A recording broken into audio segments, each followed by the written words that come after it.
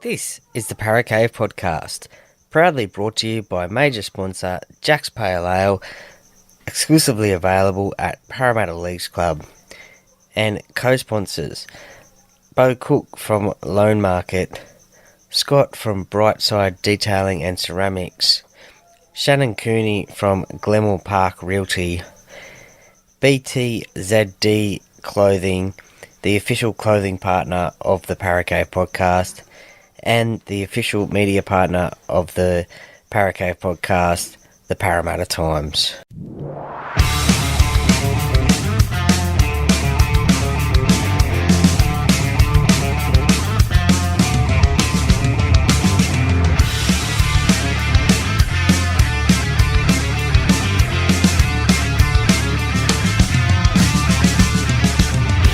Welcome to another episode of the Parra Cave podcast. And now over to your host, Troy Warner, broadcasting live from the world-famous Parra Cave.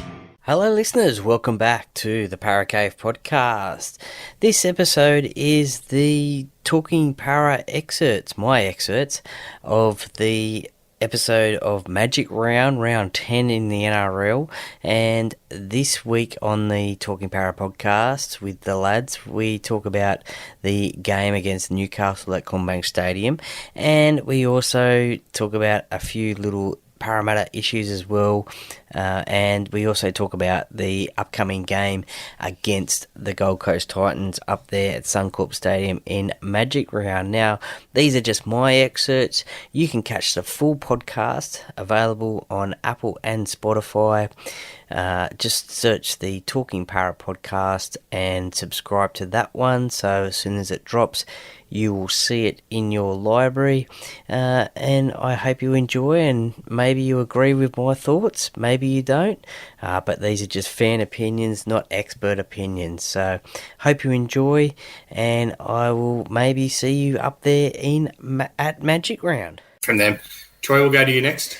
Yeah, look, a pretty good performance, and they obviously listened to the podcast last week because they got out to that flying start, which is what we needed to do because our starts have been ridiculous throughout the year. We've been slow starters and having to score a lot of points in the late in the first half, second half to win games or be in games. So nearly got the bold prediction right of 3 tries in 10 minutes, but a lot of controversy about that one. So, good to see that they scored points quickly. I thought it was a really good effort from the forward pack, considering RCG was out, and it was the first time that we saw, obviously, RCG out, so we were wondering how the forward pack would go, how the forward momentum would go, and I thought they handled themselves really well. There was obviously those few opportunities that were missed, scoring tries, as you mentioned at the top there, Adam, which is a little bit disappointing. I thought when Moses was running towards the corner, I thought potentially Dunster could have come inside and maybe Moses passed it inside, and then maybe that could have been a try. But that didn't happen. He loves running to the corner, Moses, so we've seen him get there before. But short dropouts. Why do we have to do the short dropouts? I don't think we're really successful with the short dropouts. I swear, someone asked me this question every week. I'm going to answer it. I'm going to answer it. The whole I reason know the reason why. Dropouts, and when it's come in has been since obviously interchange dropped down again, right? It's a tactic not based around always getting the ball back. It's a tactic around having your defensive line set. So if you go 50 metres off your dropout, usually your first contact's about 30 metres, which means you got your forwards running 30 metres. If you only go the 10, they're either only running 10 or they're getting the ball back. So, it's not going to cost us anything in that game anyway, but that's kind of where the idea is at. But we're not that successful at getting the ball back in that situation. Yeah, but either way, we're saving 30 metres worth of running, which is 30 minutes worth of solid effort. So. Okay. I also thought whilst Hayes Dunstar wasn't electrifying in attack, his defence was pretty solid. A few opportunities there. I was a little bit disappointed in Hodgson, again kicking on a third tackle in a scoring opportunity. We've all had our thoughts about Josh Hodgson, but one question I just want to pose to you guys is, we saw Gutho score 2 tries from dummy half.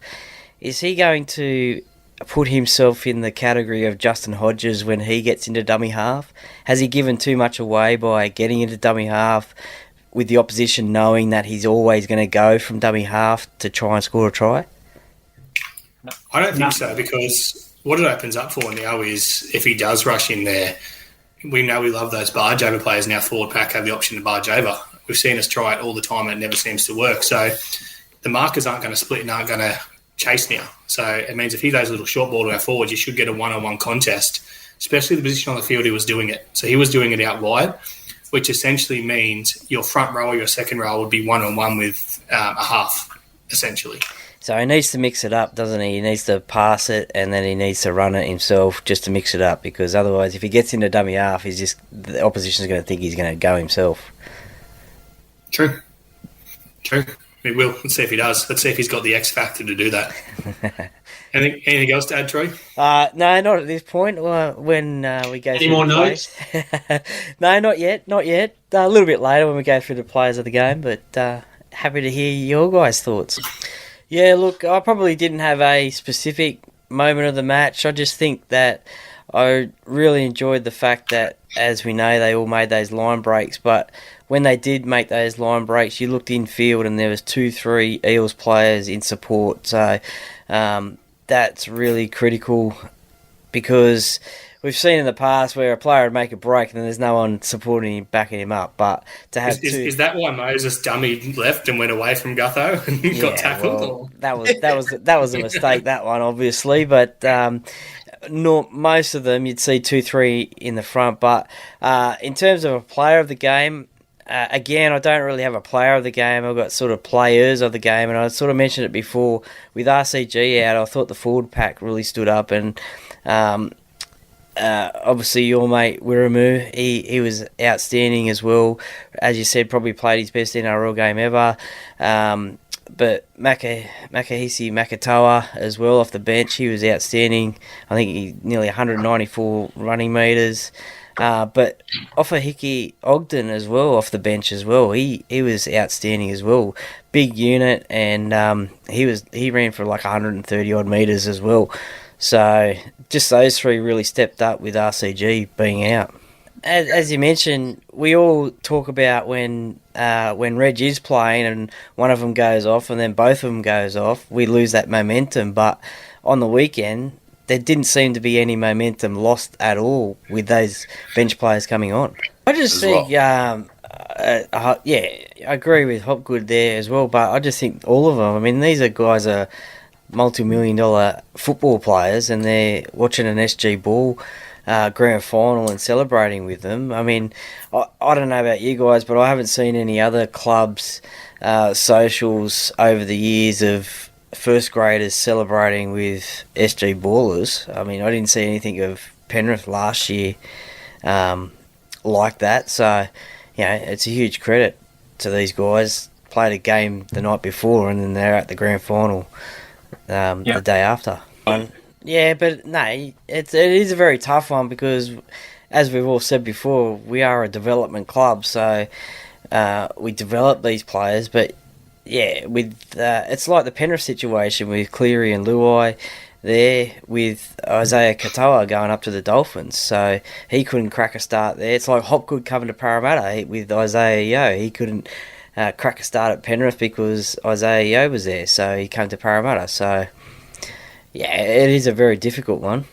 I agree with Joel, actually. I would have left Russell in there and Bailey can come back. Russell's a fullback. Yeah. Do you two ever disagree with each other? I know, Mate, great minds think alike.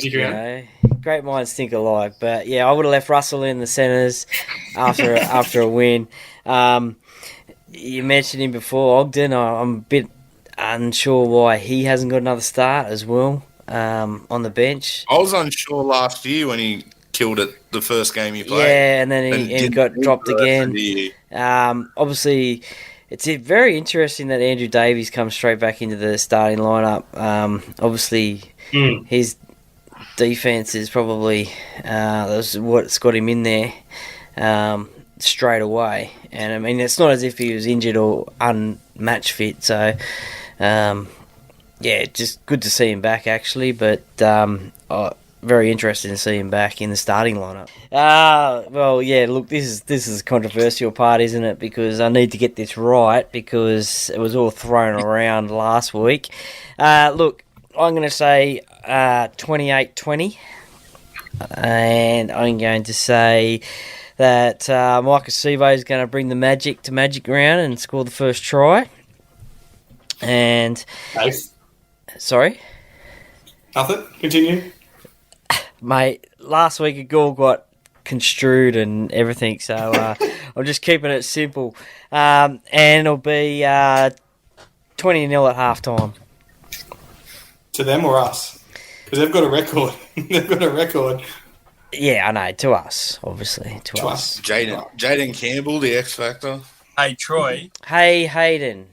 I know it doesn't make a huge difference with AJ Brimson, but your score could be right because going into this game and had my notes all week, that's actually the score that I had written down. I made it while I was in the shower, but I thought, closer to game day, I went to 26-14. So I think you could be on something, Troy. We're both. Well, great minds think alike, and I've got to get this one. I've got to get this one right. I've got to get.